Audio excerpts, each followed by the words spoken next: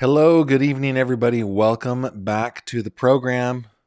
I'm making sure that my audio is working. I just don't feel like I'm going to live that one down. Thanks for stopping by, everybody. Today we are continuing our discussion of poor little 12-year-old JOCELYN Nungaray, who was brutally snatched out of this world on June 16th, a little over 2 weeks ago. If we believe the police, which I do on this one, these are the men that did it to her. 26-year-old Franklin Jose Peña Ramos and Johan Jose Martinez Rangel, 22, both Venezuelan nationals, both in the United States illegally. Here is a picture of Mr. Peña Ramos being arrested. Here is Mr. Martinez Rangel being arrested. We're going to talk a little bit more about the case, a couple things, but as you guys know from from the title of this video, we're going to be talking a little bit about what is now being coined JOCELYN's Law. But before we do, I just want to get into the case just a little bit. So if we head over to my website, I've put a timeline of events over on my blog. Just quick little recap of the case, okay? June 16th at about 10 p.m., JOCELYN Nungaray was last seen alive by her mother, Alexis Nungaray, before they went to bed. Alexis advised JOCELYN not to stay up late, as she was supposed to accompany her to work the following day. Sometime between 10 p.m. and midnight, JOCELYN sneaked out. I'm not sure if it's sneaked out, snuck out, snook out. I don't know. Anyway, she did the sneaking out, something that 12-year-olds do. I have to say that I did it pretty regularly when I was a kid. Anyway, she done sneaked out of the family's apartment on Rankin Road there in North Houston. Her mother was unaware of her departure. About 11:30 p.m., Christian Goffney, an employee at the 7-Eleven on Rankin, and I can never remember how to pronounce that. Man, my camera looks kind of weird. The name of that street, you Houstonians, you guys let me know. Let me make sure maybe my camera will stop stalling here. But anyway, it was on Rankin, right?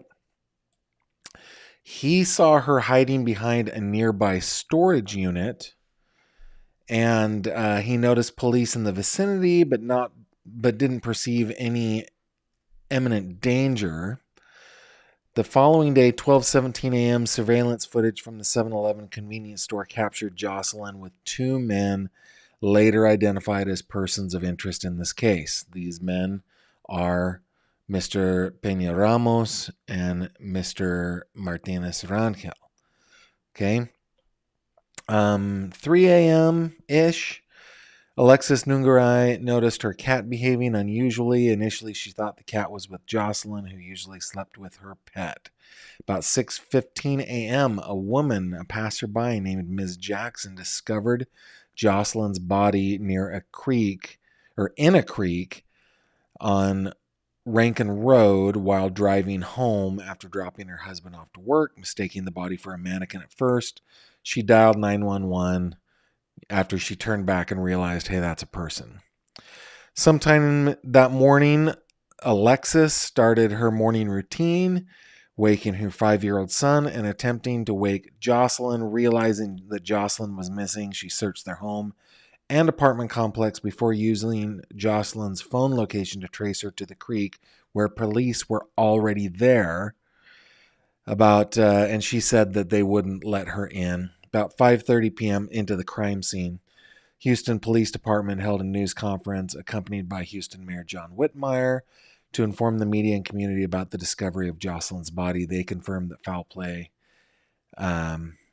was a part of it, initiated a search for those responsible. The following day, about noon, during a Houston City Council meeting, Mayor Whitmire revealed that JOCELYN's boyfriend had spoken to her on the phone before her death, hearing her interact with two adults at a convenience store.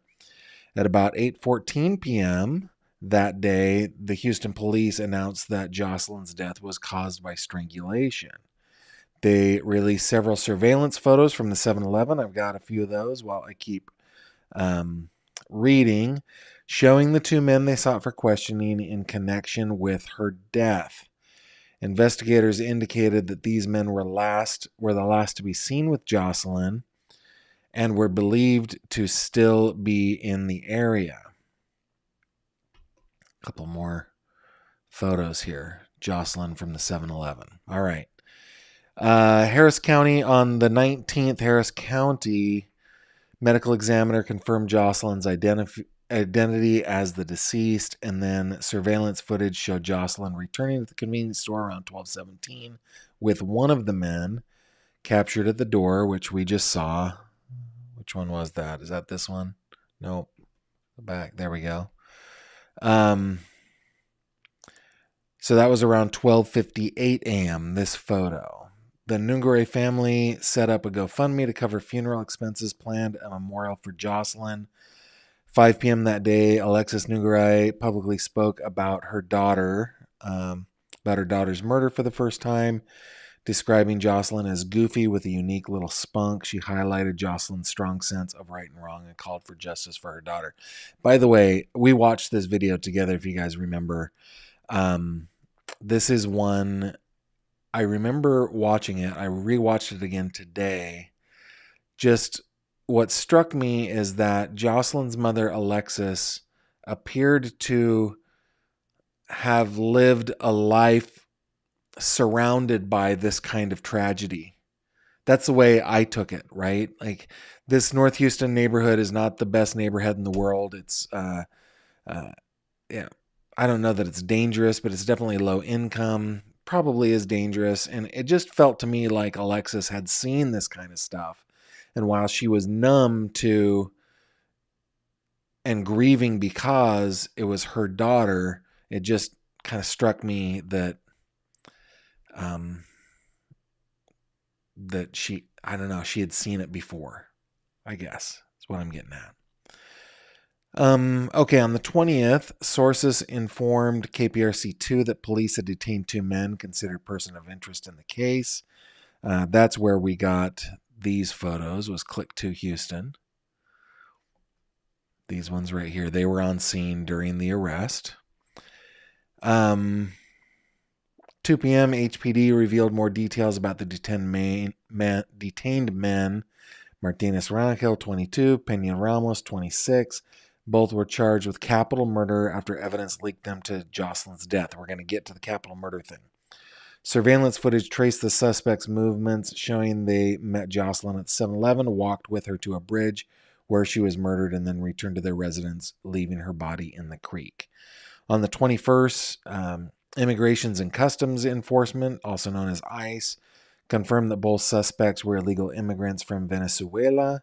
Martinez Rangel and Peña Ramos had been detained and released by the U.S. Border Patrol a month before JOCELYN's murder.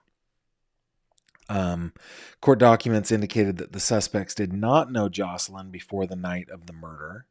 They allegedly lured her to the bridge by asking for directions, then tied her up, strangled her, threw her body into the bayou to remove DNA evidence, which just tells you that these men are dumb.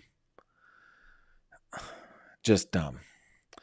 On the 24th, Franklin Peña Ramos appeared in court where he was given a $10 million bond.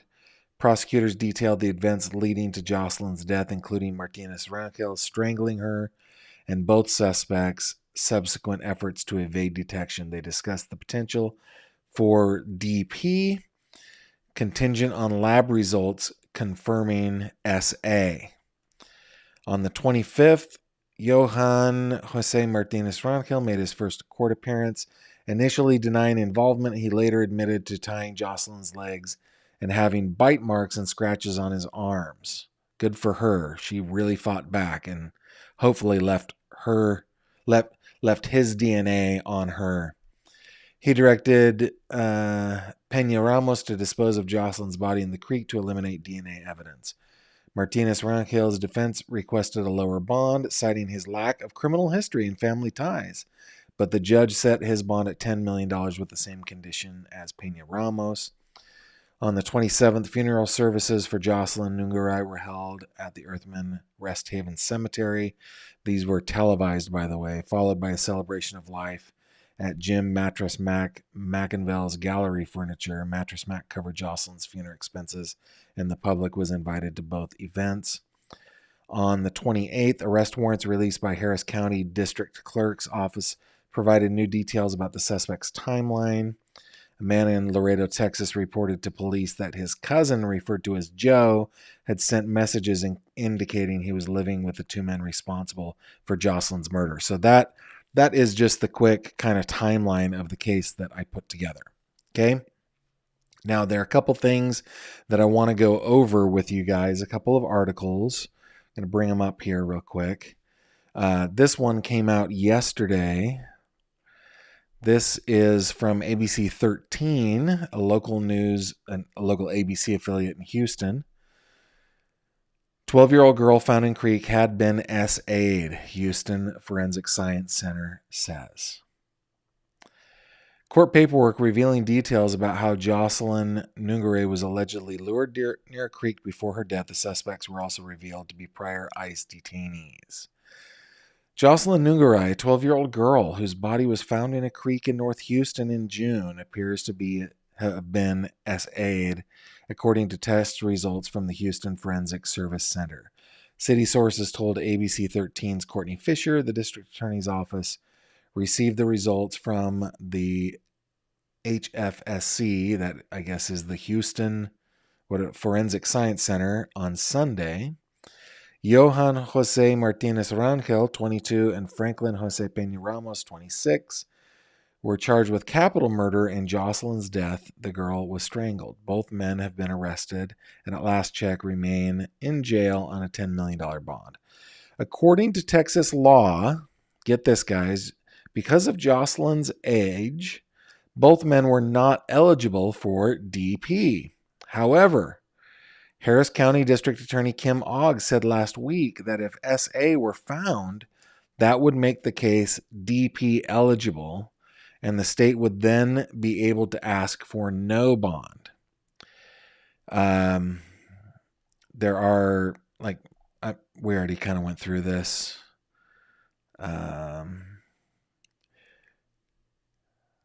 Let's see. Both men, I'm going to get to this part. Actually, let's just read from here. The state said it interviewed witnesses who told them that they saw the man at Ojos Locos hours before JOCELYN's murder. According to another witness, Peña confessed he and Martinez did something bad after partying and were looking for money to leave town. Both men worked construction and allegedly asked their boss for the funds after explaining what happened, the lead prosecutor told ABC 13. It was also revealed in court on Monday that Peña told authorities he tried to tell Martinez to stop, but then Martinez allegedly put his arm around JOCELYN's neck and covered her mouth. After she died, Martinez allegedly tied her up and told Peña to put her body in the water to remove any DNA. Martinez also reportedly admitted to changing his beard to avoid attention and had a bite mark and scratches on his arm. That is something that we did notice. If we look at the men, that top right corner in the white hat, he's definitely wearing a beard. And when he was taken into custody, he had no beard in sight.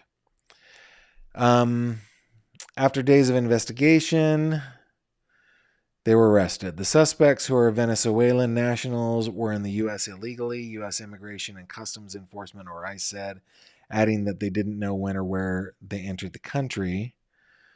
This is kind of important. Both suspects are on ICE holds, so even if they were able to post a $10 million bond, they can't go anywhere. All right. Next story I wanted to bring is, this one is actually from the 27th, so it's been a few days. This is Lieutenant Governor Dan Patrick. He says he'll introduce JOCELYN's law to deny bail for all capital murder suspects. This is what like, I'm really hoping will happen. All right.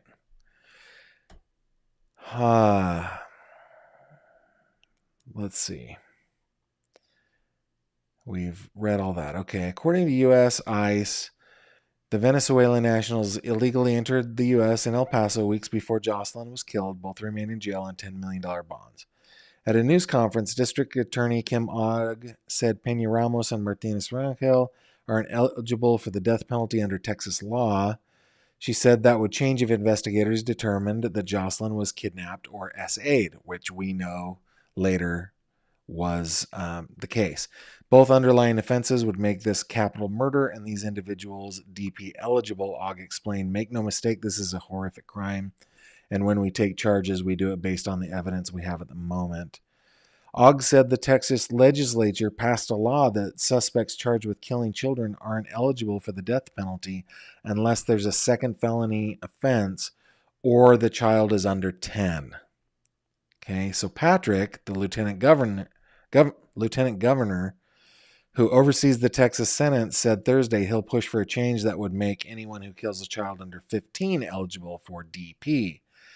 Patrick also said he'll introduce JOCELYN's law to allow Texans to vote to amend the state constitution to automatically deny bail for all capital murder suspects. Ogg said only capital murder defendants eligible for DP can be held without bail. Patrick attended JOCELYN's funeral, spoke briefly with her mother afterwards. And there are a couple of other things in here. Here is one that I wanted to bring you guys, and I know that I'm just going from thing to thing here. I'm going to get to your comments here in just a second. So according to court documents, the roommate of Peña Ramos and Martinez Rangel saw surveillance images while watching TV with them in their apartment, and he tried not to react. New arrest and search warrants just obtained reveal new details about the timeline between 12-year-old JOCELYN Nungaray's murder and the arrest of her alleged killers, Johan Jose Martinez Rangel and Franklin Peña Ramos. On the night of Wednesday, June 19th, 3 days after JOCELYN's murder, the search warrants indicate that other officers received a phone call from a man in Laredo, Texas. The man said his cousin, who he referred to as Joe, lived in Houston, and he had sent him text messages saying that he believed he was living with the two men responsible for the death of JOCELYN Nungaray. Joe also sent his cousin an image of him with Peña and Martinez Rangel at the Ojos Locos bar on the night of the murder. I believe that is this photo right here. He had just moved into the apartment with the suspects, whom he only knew as Gordo and Gordo's cousin. I would imagine that this is Gordo and then this is Gordo's cousin. On Monday, June 17th. So, yeah, he moved in the day after. He initially met the duo during the migration process, and they all reconnected after he moved to Houston. Their apartment had 2 bedrooms, and Joe shared one with the suspects, while the suspect's construction boss lived in the other room. Joe said that he picked up Peña Ramos and Martinez Rangel on Sunday night, went to the bar with the suspects before leaving without them at 10 p.m. On Tuesday, June 18th, Joe was watching the news with Peña Ramos and Martinez Rangel when he recognized the 2 suspects in images from the 7-Eleven surveillance footage, which had just been released by Houston police around 8:20 p.m. that evening. He tried not to react, according to the warrant, because he didn't want them to know that he recognized them. After he shared the image of the 3 of them at the bar with his cousin, he deleted it from his phone. Joe couldn't speak with his cousin because he was afraid the suspects would hear him. He came up with an excuse to leave the apartment on Wednesday evening before meeting an HPD investigator who took him downtown for an interview. Around the same time, the suspect's boss came to HPD headquarters for an interview, records show, and he told investigators that Peña had confided in him while the boss gave him a ride home. Pena allegedly told the boss that he and another person had, quote, made a mistake after partying and that they hurt someone who was now dead. The boss later told his girlfriend about Pena's admission, and she showed him the surveillance images of the persons of interest released by HPD. After connecting the dots, the boss called the authorities. When HPD moved in to make an arrest, records show they did not know the suspects' names. I would imagine that even their boss, their roommates, didn't know their names. They just had nicknames. But used the photos from Ojos Locos as an identifier. When officers search their apartment, they see several items, including toothbrushes, hair trimmers, underwear, and paper with possible blood, the search warrant indicates. And that's the part that I wanted to read to you guys. All right. Now, you've probably seen down below here that if you want to get my attention in the chat, just put GF in that, and that helps me filter through the stuff that you guys want me to see and the stuff that you're doing with yourselves. Let's see. Autumn. Yeah. Hide this. No, hide this. Do this. If I wonder, or was it said if they knew where she was planning on going that night? Autumn, I have not seen that. Autumn, by the way, is one of our amazing mods. I have not seen any indication about where she was planning on going. I mean, it's possible that she was just going to the 7-Eleven to grab a Big Gulp or something and then ran into trouble.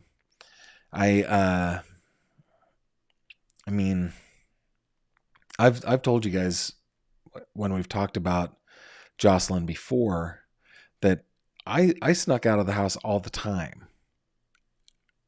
And statistically, it was more dangerous for me to do that in the 80s and 90s than it is now. I know it seems more dangerous now, but statistically, it was much more dangerous then. So I get that kids will be kids and kids will sneak out. Totally get it. But I sure wish that they understood the dangers. I know I didn't at the time. I was doing that sort of stuff. Let's see what other things that you are saying. Schnauzer gal. I'm imagining that you have schnauzers. You are not indeed a schnauzer yourself. That is my guess. It's heartbreaking. JOCELYN didn't deserve any of what they did to her. Of course not. Of course not. Yeah. It's $10 million bail the judge placed on both individuals. That was twice as much as prosecutors were asking. That means that they would have to come up with $1 million cash in order to actually bail themselves out, to buy a bond. And I don't think that they are in the position to do that. But now that it is going to be a capital case, I think that $10 million bail will be revoked. Cyber Sleuth, praying for justice for JOCELYN's.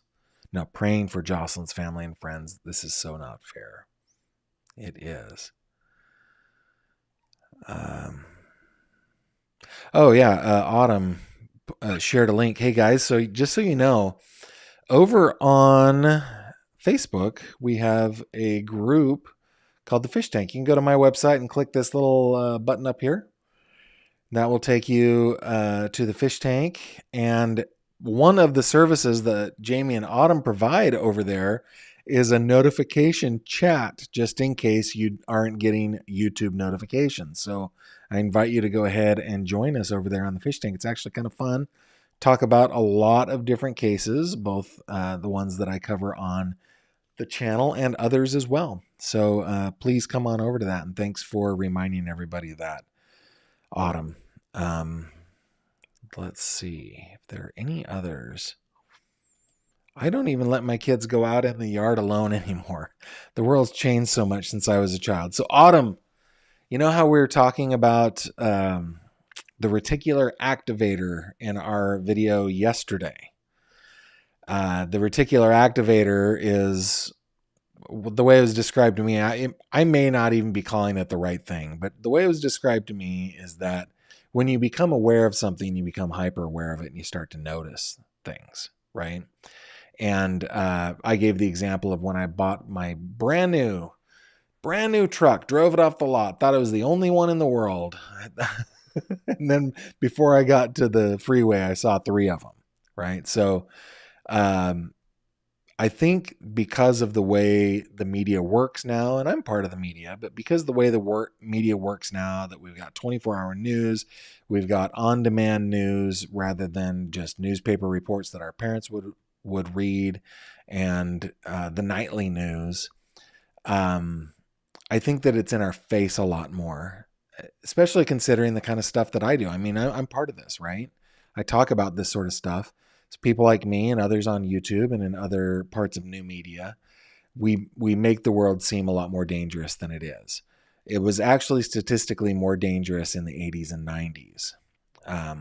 However, those who would do nefarious things have new tools, and those tools are scary. So I understand wanting to keep a leash on kids, for sure. It's scary. It is scary.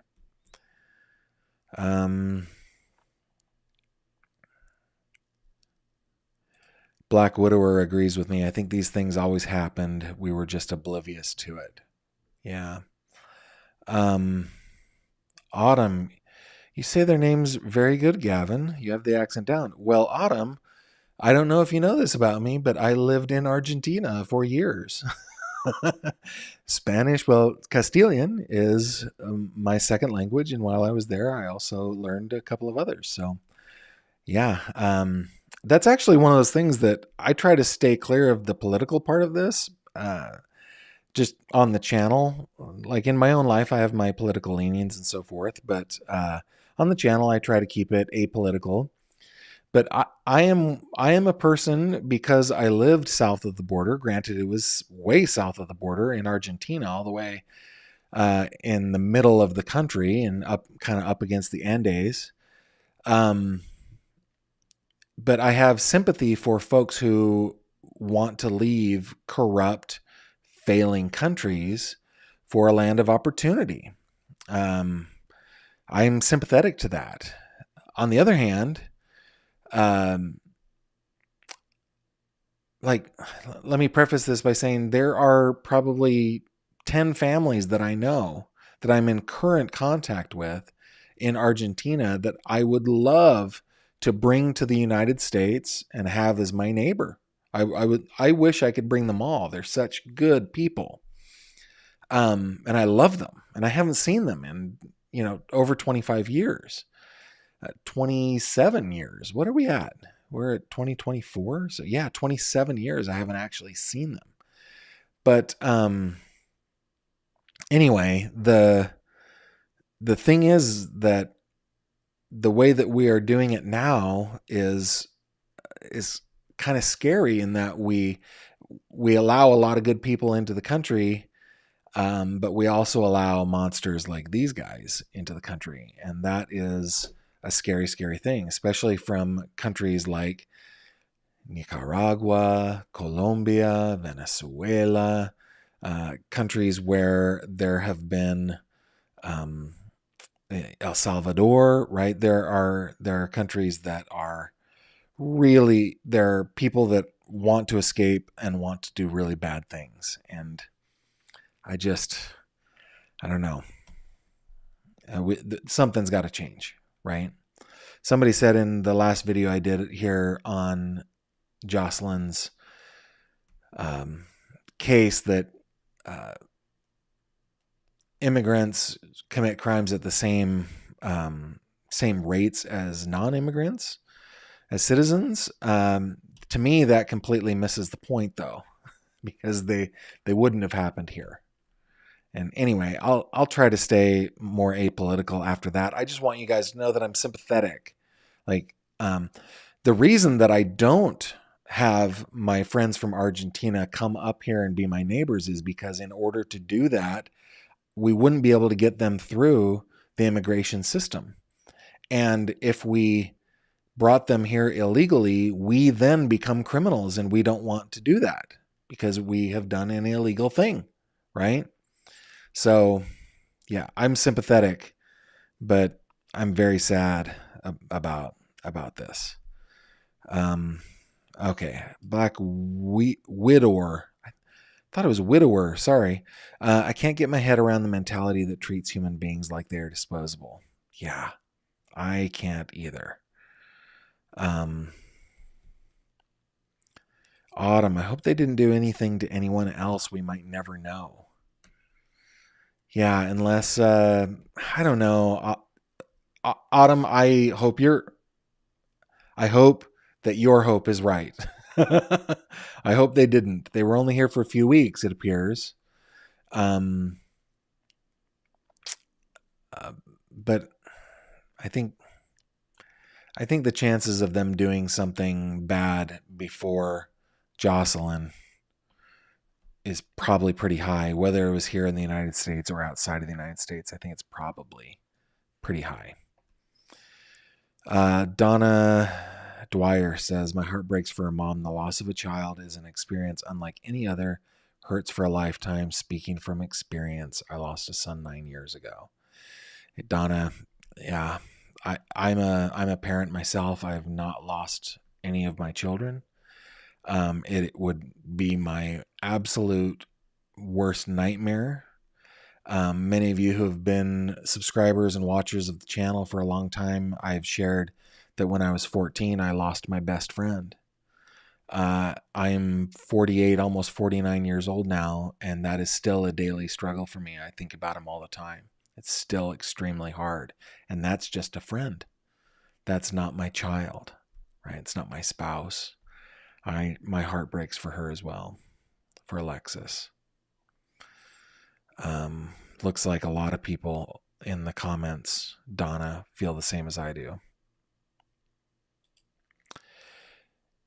Terry says, I think she was hiding from them, but they spotted her anyway. Yeah, maybe. I mean, she was hiding at that storage facility. I don't know if she was hiding from them or not. But, yeah. Let's see. Autumn says she had her fair share of sneaking out too. You know what I did to sneak out though? You know what JOCELYN did to sneak out was completely innocent. She went to 7-Eleven. And she was talking to her boyfriend on the phone. I don't think that she was out causing trouble.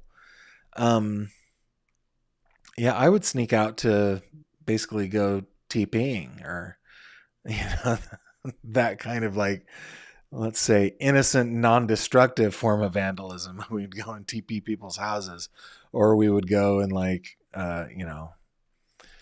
don't know, just hang out outside with friends. But it's, yeah, I think a lot of kids do it. It's just a dangerous thing out there, especially for a 12-year-old girl, man. That is scary.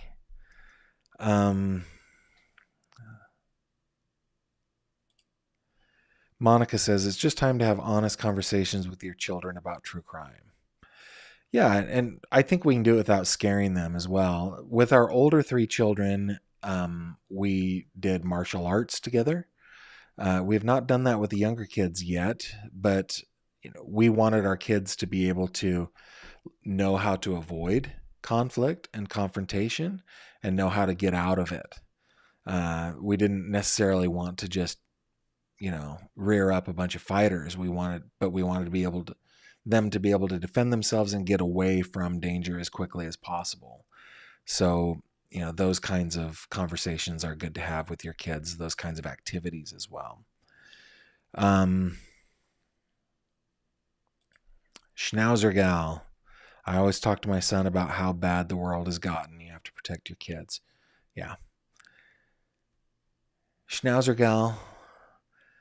My oldest brother had a Schnauzer named Murph.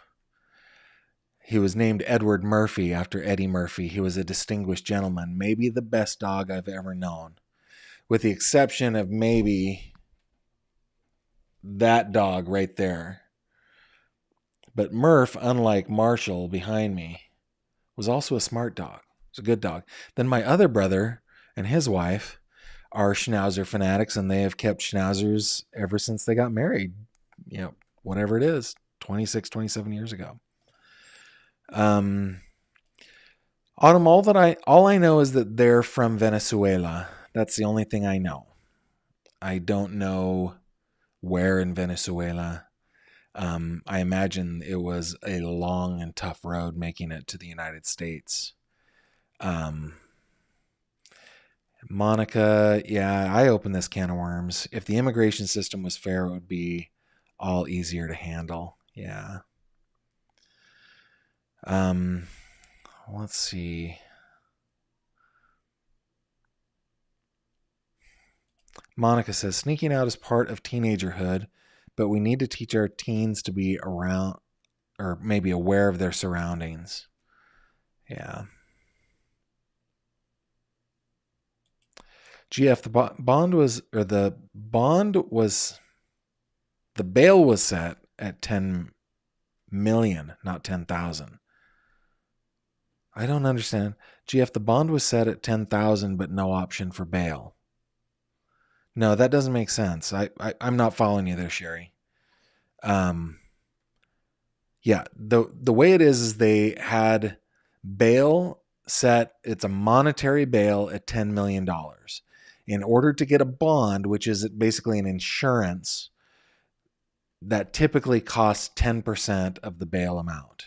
So they would have to come up with $1 million. But then the following comment from Jamie is correct. If they posted bail, they would be detained by Immigration and Customs Enforcement. And in Texas, that actually happens. Oh, look. We've got lots of Schnauzer lovers. Awesome. Okay, guys, thank you so much for joining me tonight. Glad that you could join me. This one wasn't all that long, but I really, really hope that JOCELYN's law, like, I'm not a person who really ever thinks there ought to be a law. Let's make more laws. That's not the kind of personality I have. But in cases like this, it does feel odd that if you are accused of murdering a 12-year-old, that if you had money, you could be free on that. And I just feel like, nah, that doesn't seem right. And of course, we're just talking about the state of Texas here. Every state has its own laws and its own regulations, surrounding this sort of stuff. But if any of you guys are in Texas, please support what is now being called JOCELYN's law. Make it so that,